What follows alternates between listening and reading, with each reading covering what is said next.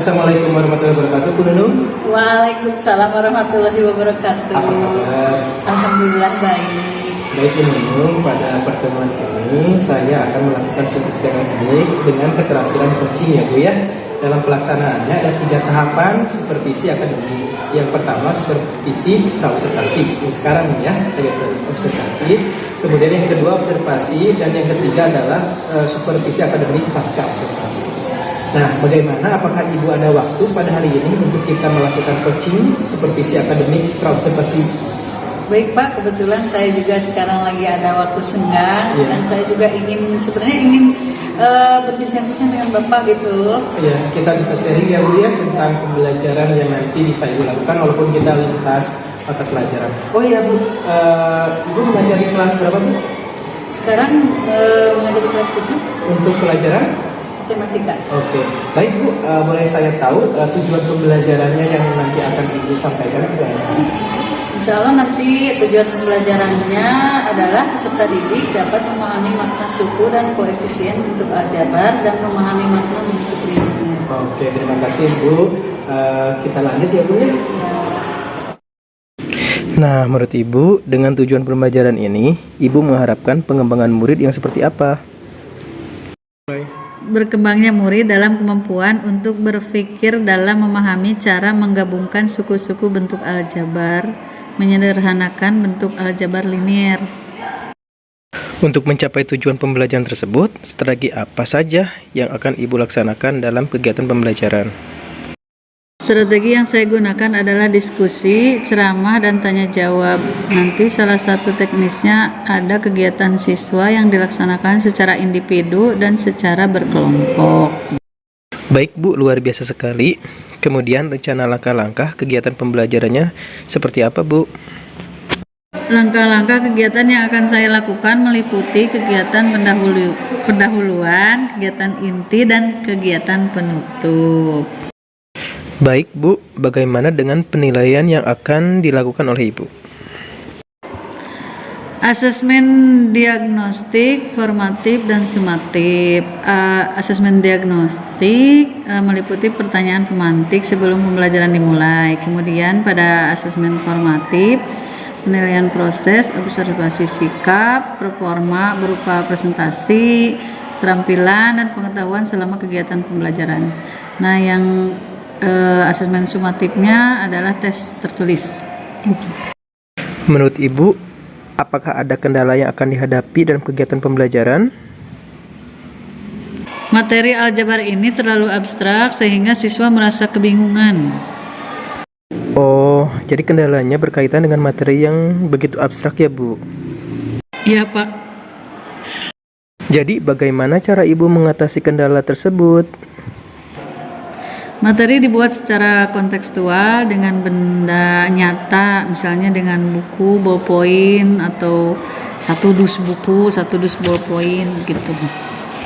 Baik Bu, sangat menarik sekali. Apalagi di kurikulum Merdeka ini, kita sebagai pendidik menuntun anak untuk berpikir secara kontekstual ya. Kemudian, bagaimana solusinya bagi anak yang lama memahami konsep aljabar? Kan kadang ada anak yang susah memahami konsep aljabar, walaupun sudah dijelaskan beberapa kali di kelas. Nah, untuk solusi yang saya lakukan adalah meluangkan waktu untuk siswa tersebut untuk memberikan pengajaran tambahan di luar jam pelajaran. Baik Bu Nunung, bagus sekali solusi yang akan Ibu terapkan nanti ya, luar biasa menurut saya. Dan saya jadi merasa tertarik terhadap kegiatan pembelajaran yang nanti akan Ibu lakukan. Kita akan melaksanakan observasi pada hari apa Bu dan jam berapa? Insya Allah nanti hari Senin Pak, jam ke-34. Oh, berarti sekarang ya? Iya. Oke. Bapak gimana, ada waktu nggak sekarang? Alhamdulillah kebetulan saya kosong dan saya bisa observasi. Ya, alhamdulillah. Ibu Nunung, saya ucapkan terima kasih sudah meluangkan waktunya ya. Ya, sama-sama Bapak. Baik Ibu, sampai jumpa nanti di kelas untuk observasi. Terima kasih Bu. Assalamualaikum warahmatullahi wabarakatuh. Waalaikumsalam.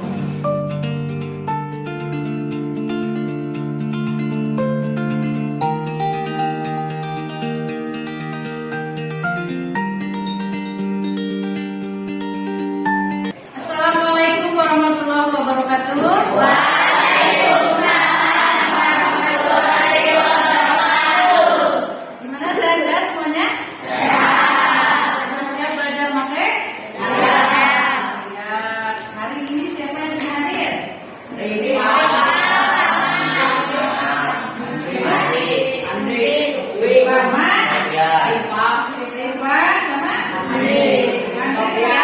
Siap. Siap. Ini kenapa? Sofian. Tiga. Gimana hari ini? Semuanya masih semangat ya? Pagi, semangat. Hari ini kita akan mempelajari tentang aljabar. Mana tujuan pembelajarannya? Udah ada di penulis, yaitu peserta didik dapat memahami makna suku dan koefisien bentuk aljabar dan memahami makna bentuk linear.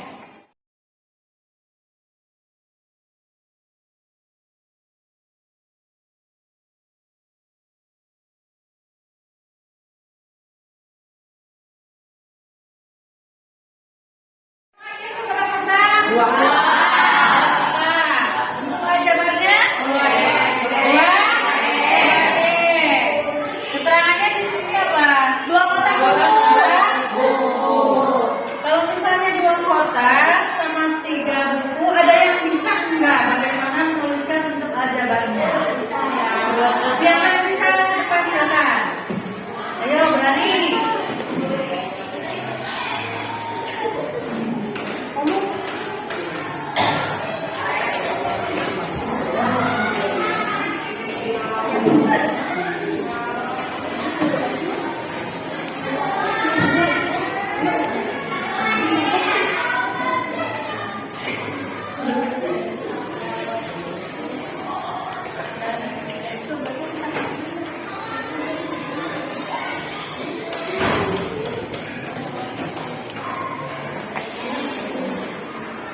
Tepuk tangan, tepuk tangan.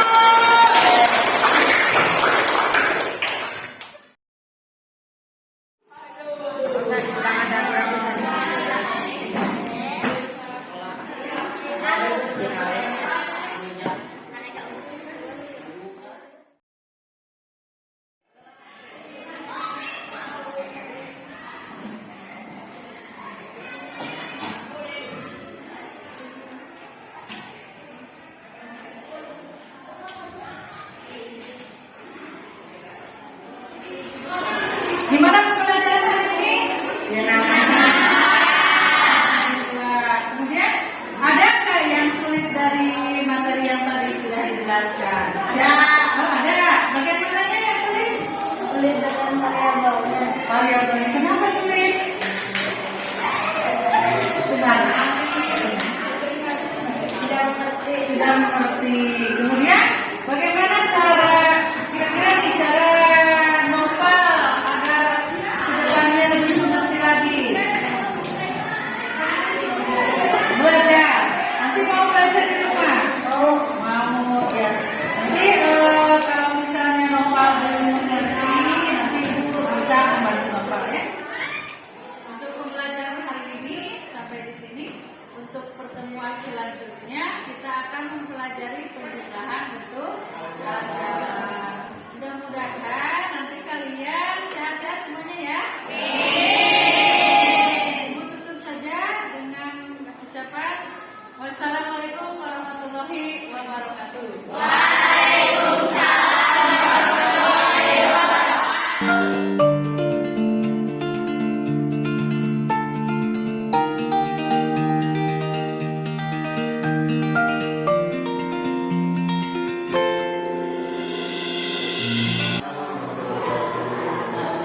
Kemudian Ibu Siliani SPD selaku rekan sejawat dari Pak Mul yang sudah terpilih untuk melaksanakan praktek coaching ya, Ibu sebagai pengajar matematika dan di kelas 7 versi D ya karena sudah melaksanakan kurikulum merdeka.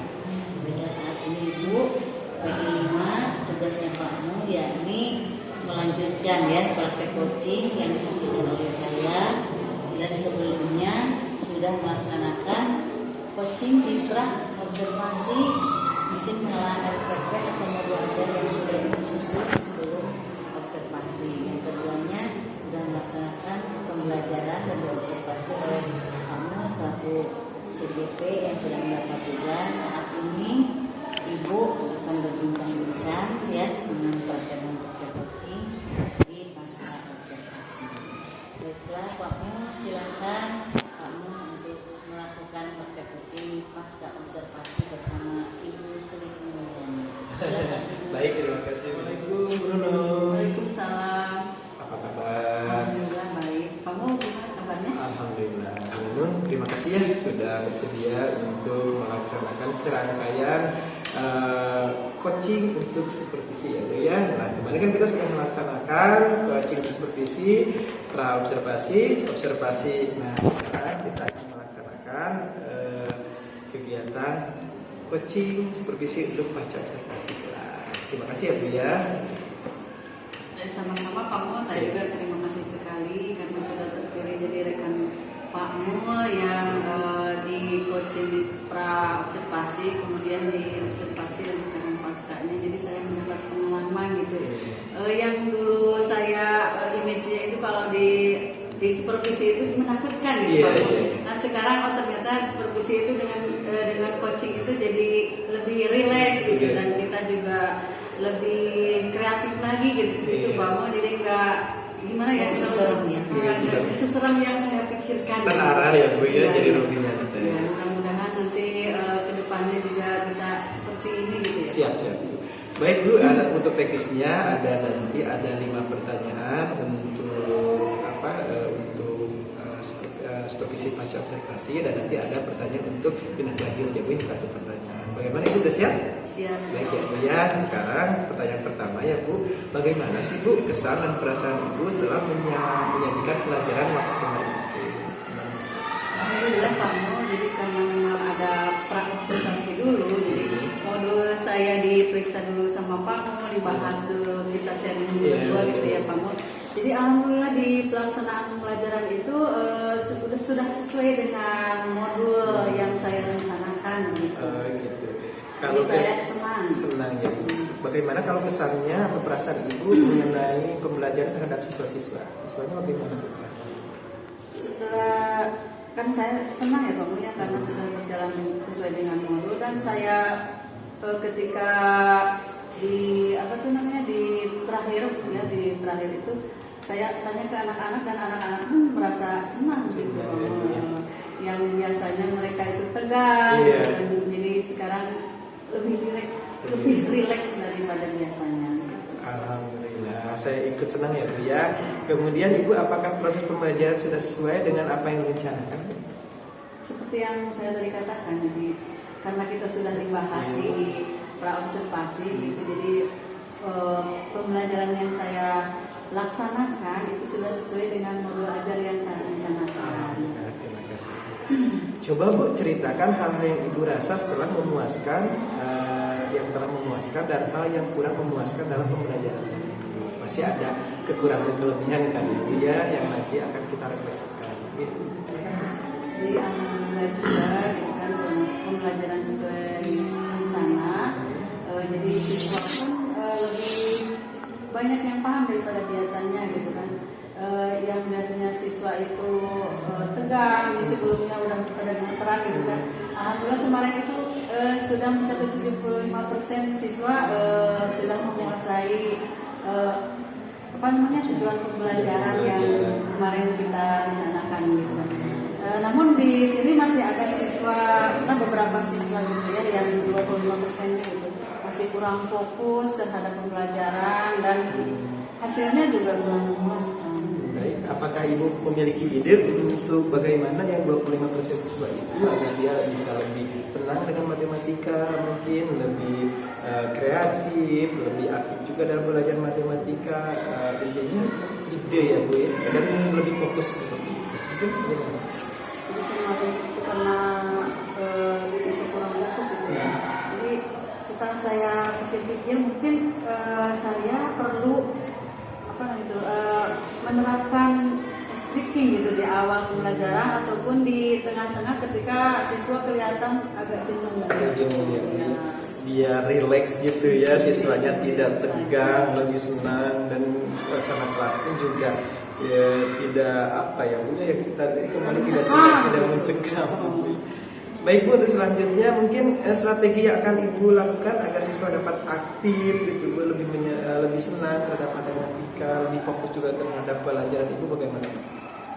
Jadi selain ice breaking, mungkin saya itu memberikan perhatian yang lebih bagi siswa yang memang kurang fokus gitu ya.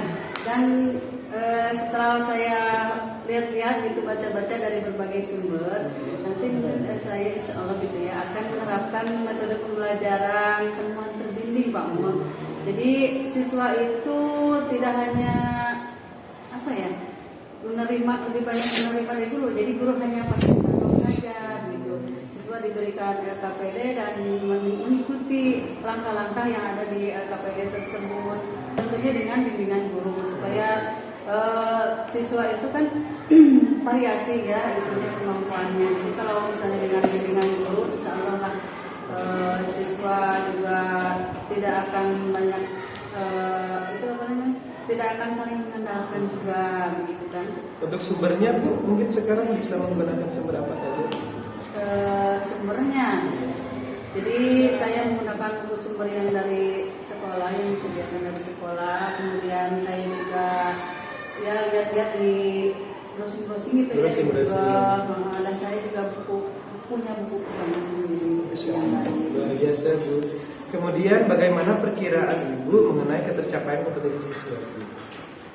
Jadi untuk saat ini ketercapaian pemahaman siswa dari segi apa namanya pengetahuan ya, baru sampai 75%, jadi yang 25% itu belum menguasai.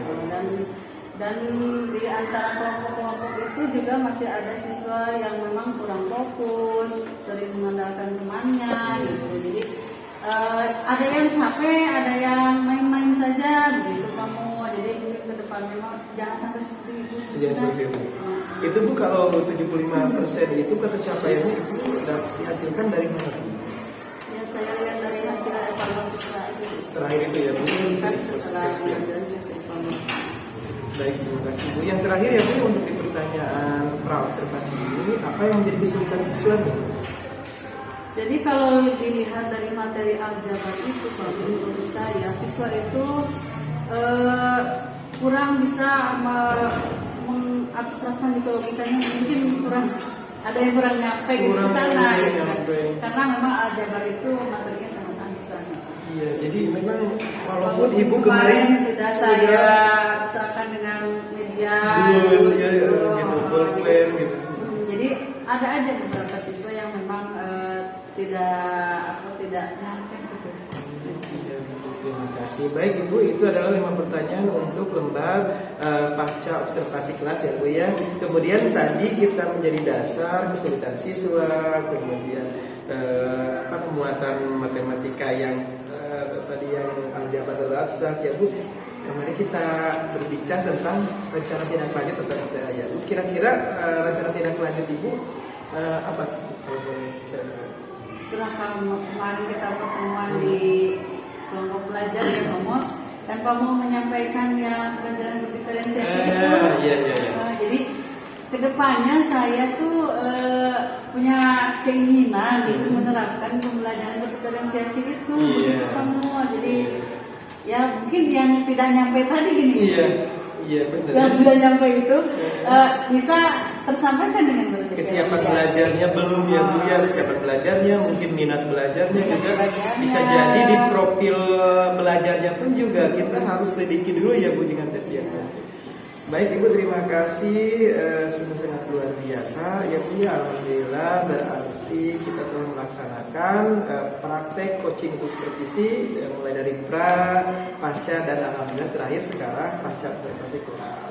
Gunung, sekali lagi saya mengucapkan banyak terima kasih atas partisipasinya di kegiatan ini. Mudah-mudahan kita selalu menjadi partner yang baik ya Bu ya. Kita selalunya berbagi praktik baik ya Bu ya. Mungkin suatu saat saya yang akan di coaching oleh Ibu. Ya, siap ya Bu ya? Ibu menjadi supervisor. Oke, terima kasih Ibu. Silahkan Ibu kembali ke kelas untuk melaksanakan rutinitas Ibu ya. Terima kasih Pak Mun, terima kasih Bu Eva. Saya bisa mendapatkan banyak ilmu dari sini. Baiklah, untuk kesimpulan, setelah saya simak mulai dari awal sampai akhir percakapan coaching yang dilakukan oleh kamu dari kegiatan supervisi pembelajaran itu, sudah masuk ke prinsip-prinsip coachingnya, mulai dari kemitraannya ya, tujuan sudah disampaikan. Terus di situ kamu tidak menggurui ya, tapi menggali dengan beberapa pertanyaan sesuai dengan hasil jawaban yang sudah rekan sejawat sampaikan, yakni Ibu seperti Ibu Nunung. Berikutnya tadi kamu juga sudah menanyakan kompetensi atau area yang ingin dikembangkan oleh Ibu dalam pembelajaran, terus menanyakan kompetensi yang secara spesifik mau diobservasi ya. Berikutnya juga indikator ketercapaiannya dari tujuan pengembangan yang dilakukan oleh Ibu saat observasi sudah kalian sampaikan. Berikutnya juga pada saat observasi kamu sudah mencatat ya dari apa yang dilihat, didengar pada saat Ibu Nunung melaksanakan pembelajaran. Semuanya itu terbebas dari penilaian, tidak apa ya istilahnya, tidak mencari-cari kesalahan, tapi lebih fokus pada apakah areanya atau tujuannya tercapai atau tidak. Kemudian tadi digali juga dengan apa yang sudah baik, kemudian yang ingin dikembangkan ya solusinya, kemudian tindak lanjut. Terus setelah pasca percakapan yang sudah dilakukan yang menjadi indikator ketercapaian yang diinginkan dicapai. Tadi hasilnya yakni dari penemuan ya, strateginya penemuan terbimbing, kemudian yang ingin dikembangkannya pembelajaran berdiferensiasi.